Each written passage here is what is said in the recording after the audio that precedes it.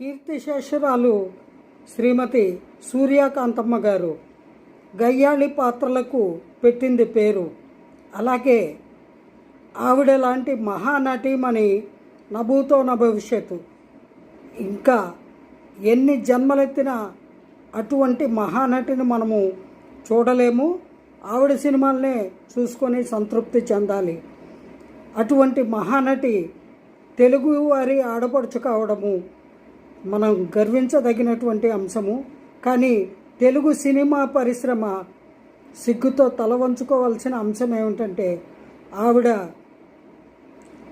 ఒక్క పద్మశ్రీ లాంటి అవార్డు కూడా ఆశించని వ్యక్తి. కానీ అటువంటి నిగర్వికి మహానటికి ఇప్పటికైనా ఒక అవార్డు ప్రకటించాలి.